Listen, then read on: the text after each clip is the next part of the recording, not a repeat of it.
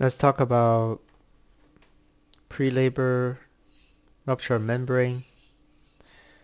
This is more like risk factor. Risks, risk factors, history of PPROM, preterm labor, short cervical length, second to third trimester bleeding, low BMI, low socioeconomic status, smoking, drug use. PPROM, 50% gave birth within 1 week. 20% of these patients are actually clinically infected. 5% will have placental abruption. Most significant risk is prematurity,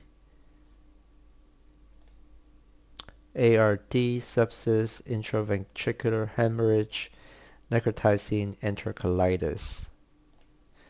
Pre-viable PPROM, greater than 50% survival rate after 22 weeks versus 15% prior. 50% give birth within the first week and 80% will give birth 2 to 5 weeks after the rupture. Pulmonary hypoplasia has the highest mortality, rarely lethal if occurs after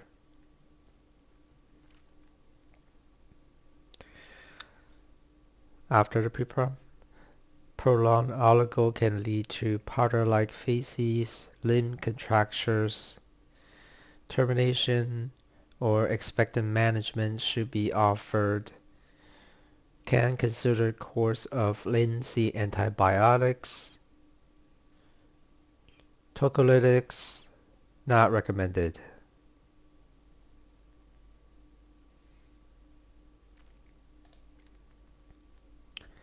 Diagnosis: digital exam should be avoided unless in active labor. Normal pH of the vagina is 4, MU is 7. False positive, blood, semen, alkaline, antiseptics, BV, trick.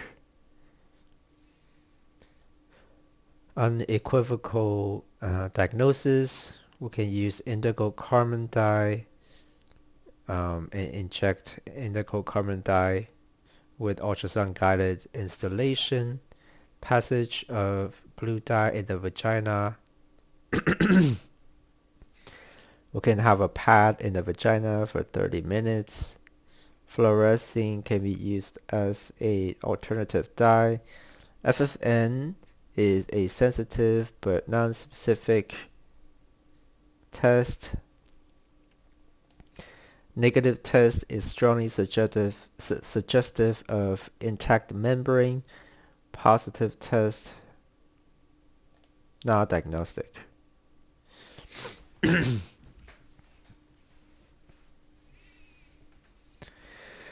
Sensitive but not specific.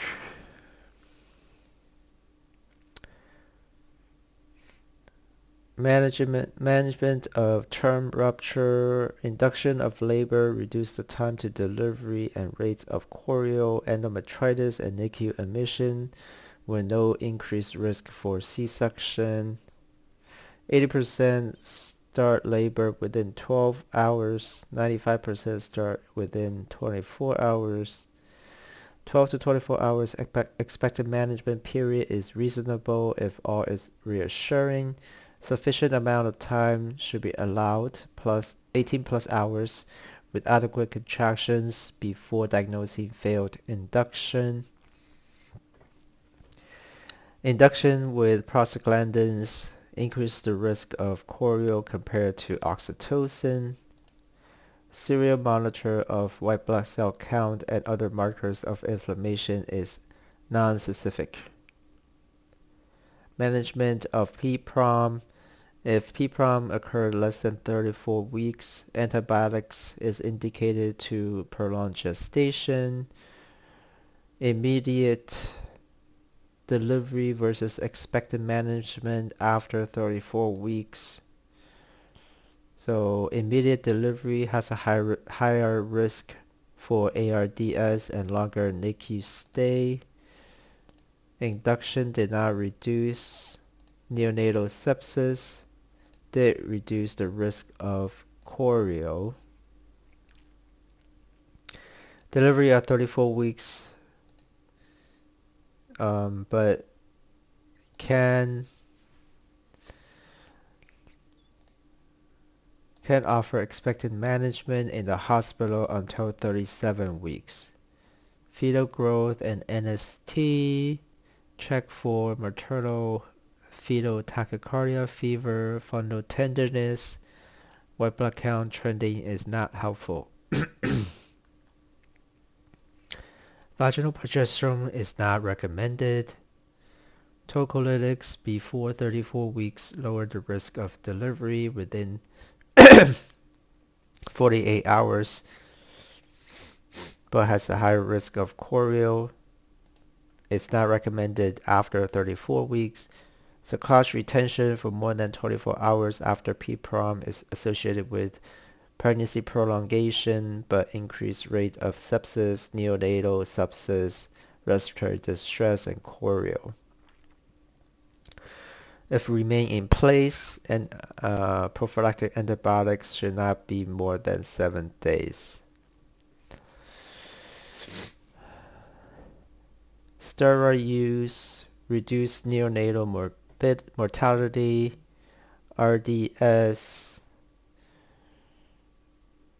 reduce intraventricular hemorrhage, necrotizing enterocolitis, given as early as 22 weeks up to 36.6 weeks, not indicated if diagnosed with clinical chorio. Repeat steroids can be used 7 days after the first course if it's still less than 34 weeks as a rescue course. Give only one course if after 34 weeks before 37 weeks. MAG at 32 weeks or less. Antibiotics, 7-day course latency antibiotics. You can do IV AMP and erythro for 2 days, followed by oral amoxicillin and erythromycin if less than 34 weeks.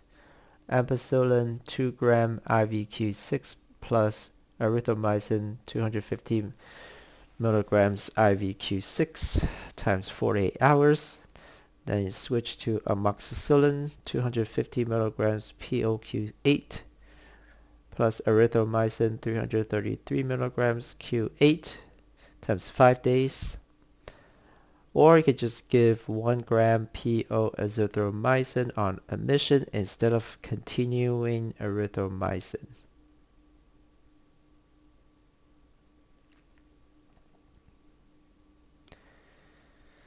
Augmentin, increased risk for necrotizing enterocolitis. HIV vertical transmission is unlikely if patient receive highly active antiviral, antiretroviral therapy, low viral load, and antepartum and intrapartum AZT.